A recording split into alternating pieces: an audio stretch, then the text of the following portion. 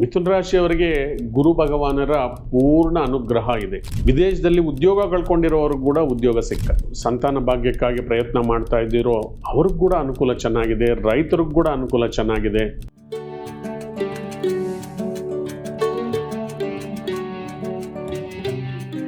ಓಂ ಶ್ರೀ ಗಣೇಶಾಯ ನಮಃ. ಓಂ ಶ್ರೀ ಗುರುಭ್ಯೋ ನಮಃ. ಓಂ ಶ್ರೀ ಸರಸ್ವತೈ ನಮಃ. ಮಾತೃದೇವೋ ಭವ. ತತ್ವಮಸಿ ಚಾನಲ್ ಪ್ರೇಕ್ಷಕರಿಗೆ ನಿಮ್ಮ ವೆಂಕಟರಾಘವನ್ ಮಾಡ್ತಕ್ಕಂಥ ನಮಸ್ಕಾರಗಳು. ಪ್ರೇಕ್ಷಕರು, ಇದು ಉಡುಪಿ ನ್ಯೂಮರಾಲಜಿ ಅಂಡ್ ಅಸ್ಟ್ರಾಲಜಿ ಕಾರ್ಯಕ್ರಮ. ನಮ್ಮ ಚಾನಲನ್ನು ನೀವು ಚೆನ್ನಾಗಿ ಆಧರಿಸ್ತಾ ಇದ್ದೀರಿ. ನಿಮ್ಮೆಲ್ಲರಿಗೂ ಕೂಡ ಹೃತ್ಪೂರ್ವಕ ಧನ್ಯವಾದಗಳು. ಇದು ಮಾಸ ಭವಿಷ್ಯ, ಜುಲೈ 2026 ಮಾಸ ಭವಿಷ್ಯ. ಈ ಮಾಸ ಭವಿಷ್ಯ ಮಾಡೋಕ್ಕೆ ಮೊದಲು ಗ್ರಹಗಳ ಒಂದು ಸಂಚಾರ ಯಾವ ಥರ ಇದೆ ನೋಡ್ಕೊಂಡು ಹೋಗೋಣ ಬನ್ನಿ. ಮೊದಲನೇದಾಗಿ ಗುರು ಭಗವಾನರು ಕರ್ಕಾಟಕ ರಾಶಿಯಲ್ಲಿ ಉಚ್ಚರಾಗಿದ್ದಾರೆ. ಶನಿ ಭಗವಾನರು ಮೀನ ರಾಶಿಯಲ್ಲಿ ಸಂಚಾರ ಮಾಡ್ತಾ ಇದ್ದರೆ, ರಾಹು ಕುಂಭ, ಕೇತು ಭಗವಾನರು ಸಿಂಹ ರಾಶಿಯಲ್ಲಿದ್ದಾರೆ. ಅದೇ ರೀತಿ ಶುಕ್ರ ಸಿಂಹ ರಾಶಿ ಕೇತು ಜೊತೆಗೆ ಇದ್ದರೆ, ಬುಧರು ವಕ್ರವಾಗಿ 7ನೇ ತಾರೀಕಿಂದ 24ನೇ ತಾರೀಕುವರೆಗೂ ಸ್ವಂತ ರಾಶಿಯಾಗಿರ್ತಕ್ಕಂಥ ಮಿಥುನ ರಾಶಿಯಲ್ಲಿ ಜರ್ನಿ ಮಾಡ್ತಾ ಇದ್ದಾರೆ. ಕುಜ ಭಗವಾನರು ಭೂಮಿಕಾರಕರಾಗಿ ಭೂಸ್ಥಾನವಾಗಿರ್ತಕ್ಕಂಥ ವೃಷಭ ರಾಶಿಯಲ್ಲಿ ಜುಲೈ ಪೂರ್ತಿ ಸಂಚಾರ ಮಾಡ್ತಾ ಇದ್ದಾರೆ. ಉಳಿದಂಗೆ ಸೂರ್ಯ ಭಗವಾನರು ಮಿಥುನ ರಾಶಿಯಲ್ಲಿ 16ನೇ ತಾರೀಕುವರೆಗೂ ಇದ್ದು 16ನೇ ತಾರೀಕು ನಂತರ ಕರ್ಕಾಟಕ ರಾಶಿಗೆ ತನ್ನ ಜರ್ನಿಯನ್ನು ಮುಂದುವರಿಸ್ತಾ ಇದ್ದಾರೆ. ಈ ಕಾರ್ಯಕ್ರಮದಲ್ಲಿ ಮುಖ್ಯವಾಗಿ ಎಲ್ಲರೂ ನನಗೆ ಫೋನ್ ಮಾಡಿ ಕೇಳ್ತಕ್ಕಂಥದ್ದು ಏನಂದರೆ, ಆರೋಗ್ಯದ ವಿಚಾರವಾಗಿ ಸುಮಾರು ಜನ ಕೇಳ್ತಾ ಇರ್ತಾರೆ, ಗುರುಗಳೇ ನಮ್ಗೆ ಆರೋಗ್ಯ ಚೆನ್ನಾಗಿಲ್ಲ, ಏನು ಮೆಡಿಸಿನ್ ತೊಗೊಂಡ್ರು ಆಗ್ತಾ ಇಲ್ಲ ಅಂತ. ಇದರಲ್ಲಿ ಒಂದು ಭಾಗವಾಗಿ ಎಲ್ಲರೂ ಕೇಳೋ ಅಂಥದ್ದು ಡಯಾಬಿಟಿಕ್, ಶುಗರ್ ಬಗ್ಗೆ ಎಲ್ಲರೂ ಕೇಳ್ತಾ ಇರ್ತಾರೆ.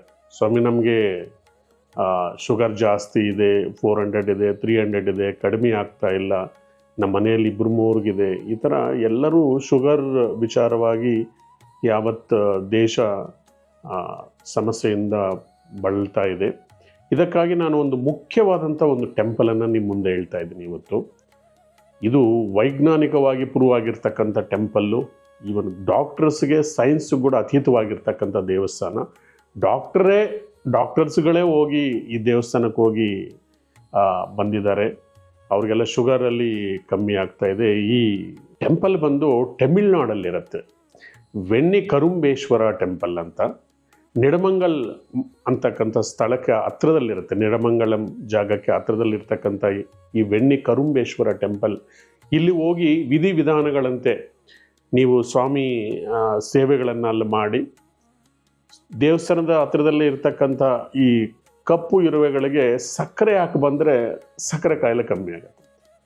ಇದು ನೋಡಿ, ಸಕ್ಕರೆ ಅಂದ್ರೇ ಸಕ್ಕರೆ ಜಾಸ್ತಿ ಆಗೋವಂಥದ್ದು. ಆದರೆ ಇದೇ ಸಕ್ಕರೆಯನ್ನು ಅಲ್ಲಿರ್ತಕ್ಕಂಥ ಕಪ್ಪು ಇರುವೆಗಳಿಗೆ ಸ್ವಾಮಿ ದರ್ಶನ ಮಾಡ್ಕೊಂಡು ಸೇವೆ ಮಾಡಿ ಕಪ್ಪು ಇರುವೆಗಳಿಗೆ ಸಕ್ಕರೆ ಹಾಕೋದ್ರಿಂದ ಶುಗರ್ ಕಾಯಿಲೆ ಅಂತಕ್ಕಂಥದ್ದು ಕಂಟ್ರೋಲ್ಗೆ ಬರ್ತಾ ಇದೆ, ನಾರ್ಮಲ್ ಆಗ್ತಾ ಇದೆ ಅಂತ ಪ್ರೂವ್ ಆಗಿದೆ.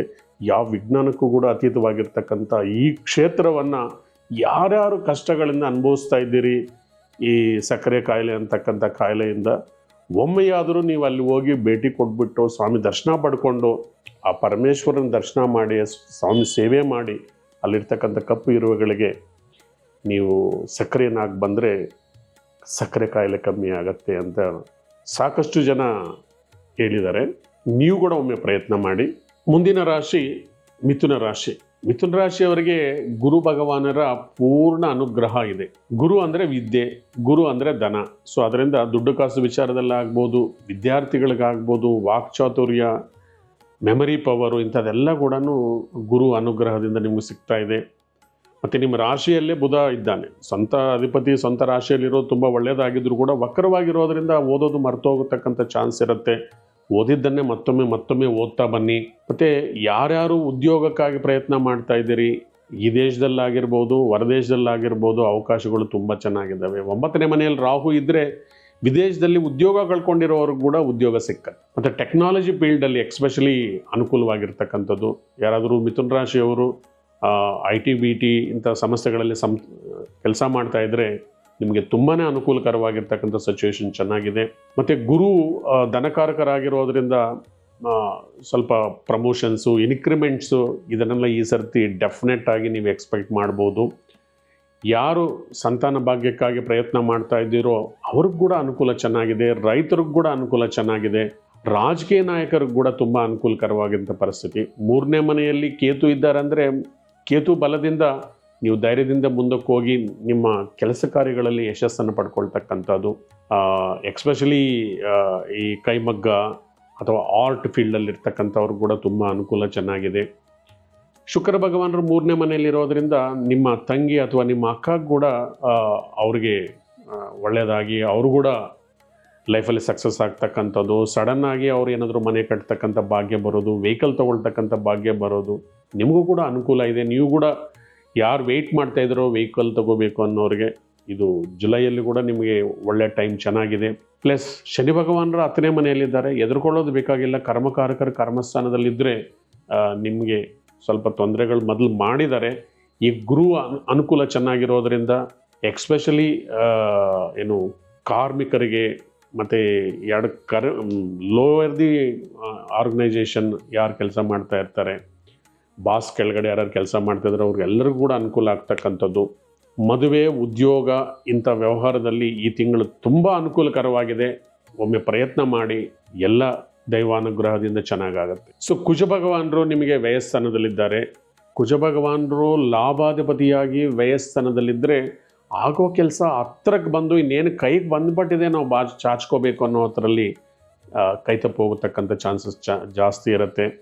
ಮತ್ತು 6ನೇ ಮನೆ ಅಧಿಪತಿ ಕುಜ ಆಗಿರೋದ್ರಿಂದ ಸ್ವಲ್ಪ ಶತ್ರುಕಾಟ ಕೂಡ ತೋರಿಸ್ತಾ ಇದೆ. ಯಾವುದೇ ವ್ಯವಹಾರಗಳಿಗೆ ಕೈ ಹಾಕಕ್ಕೆ ಹೋಗಬೇಡಿ. ಕುಜರನ್ನು ಒಲಿಸ್ಕೋಬೇಕಂದ್ರೆ ಲಕ್ಷ್ಮೀ ನರಸಿಂಹಸ್ವಾಮಿಯನ್ನು ಆರಾಧನೆ ಮಾಡ್ತಾ ಬನ್ನಿ. ಸುಬ್ರಹ್ಮಣ್ಯ ಅಷ್ಟೋತ್ತರವನ್ನು ನೀವು ಪ್ರತಿನಿತ್ಯ ಜಪ ಮಾಡ್ತಾ ಬಂದಿದ್ದರೆ ಸುಬ್ರಹ್ಮಣ್ಯ ಸ್ವಾಮಿ ಅನುಗ್ರಹ ಚೆನ್ನಾಗಿ ಸಿಕ್ಕತ್ತೆ. ರಾಶಿಯಲ್ಲೇ ಇರ್ತಕ್ಕಂಥ ಬುಧರನ್ನು ಹೊಲಿಸ್ಕೋಬೇಕಂದ್ರೆ ವಿಷ್ಣು ಸಹಸ್ರನಾಮ ಸ್ತೋತ್ರವನ್ನು ಓದಿ. ಪ್ಲಸ್ ಶನಿ ಭಗವಾನರು ಹೊಲಿಸ್ಕೋಬೇಕಂದ್ರೆ ಹನುಮಾನ್ ದಂಡಕವನ್ನು ಪ್ರತಿನಿತ್ಯ ಓದಿ ದೈವಾನುಗ್ರಹ ನಿಮ್ಮ ಮೇಲೆ ಸಿಕ್ಕತ್ತೆ. ಮತ್ತು ಈ ಕಾರ್ಯಕ್ರಮ ಮುಕ್ತಾಯ ಮಾಡೋಕ್ಕೆ ಮೊದಲು ನಾನು ವಾಸ್ತು ಟಿಪ್ಸನ್ನು, ಉಡುಪಿ ವೈಜ್ಞಾನಿಕ ವಾಸ್ತುವನ್ನು ನಿಮ್ಮ ಮುಂದೆ ನಾನು ಹೇಳ್ತಾ ಇದ್ದೀನಿ. ಲಾಸ್ಟ್ ಟೈಮ್ ಕೂಡ ಕೆಲವು ಟಿಪ್ಸ್ ಹೇಳಿದ್ವಿ. ಸೌತ್ ವೆಸ್ಟ್ ಕಾರ್ನರ್ ಬಗ್ಗೆ, ನೈಋತ್ಯ ಮೂಲೆ ಬಗ್ಗೆ ಹೇಳಿದ್ವಿ. ಸಾಕಷ್ಟು ಎನ್ಕ್ವೈರೀಸ್ ಬಂದಿದ್ದಾವೆ. ಮತ್ತಷ್ಟು ವಿಚಾರಗಳನ್ನು ಹೇಳಕ್ಕೆ ಕೂಡ ಕೇಳಿದ್ದಾರೆ. ಸೌತ್ ವೆಸ್ಟ್ ಕಾರ್ನರ್, ನೈಋತ್ಯ ಮೂಲೆ ಅಂತಕ್ಕಂಥದ್ದು ಅದು ನಮ್ಮ ಜೀವಾಳ. ಯಾಕಂದರೆ ಅಲ್ಲಿ ಸಂಸಾರ ಮಾಡ್ತಕ್ಕಂಥ ಜಾಗ, ಗಂಡ ಹೆಂಡತಿ ಮಲಗತಕ್ಕಂಥ ಜಾಗ ಮುಖ್ಯವಾಗಿ. ಈ ಜಾಗದಲ್ಲಿ ನಾವು ನಿಧಿಯನ್ನು ಶೇಖರಣೆ ಮಾಡ್ತೀವಿ, ಹಣವನ್ನು ನಾವು ಇಡ್ತೀವಿ. ಇದಕ್ಕಾಗಿ ಸಪ್ರೇಟಾಗಿ ಎಷ್ಟೋ ಜನ ಬೀರುವ ಈ ಥರದ್ದೆಲ್ಲ ಮಾಡಿ ಲಾಕರ್ಸ್ ಮಾಡಿ ಕೂಡ ಇಟ್ಕೊಳ್ತಾರೆ. ಈ ಮೂಲೆ ಮುಖ್ಯವಾಗಿ ಸಿಟ್ಔಟ್ಸ್ ಇರಬಾರ್ದು. ಈ ಮೂಲೆಯಲ್ಲಿ ಯಾವುದೇ ಕಾರಣಕ್ಕೂ ಸಿಟ್ಔಟ್ಸ್ ಇರಬಾರ್ದು. ಕಿಟಕಿಗಳು ಕೂಡ ಯಾವತ್ತು ದಕ್ಷಿಣದ ಹತ್ತಿರದ ಗೋಡೆಯಲ್ಲಿ ಮತ್ತು ಪೂರ್ವದ ಹತ್ತಿರಗೆ ಗೋಡೆಯಲ್ಲಿ ಇರಬೇಕು.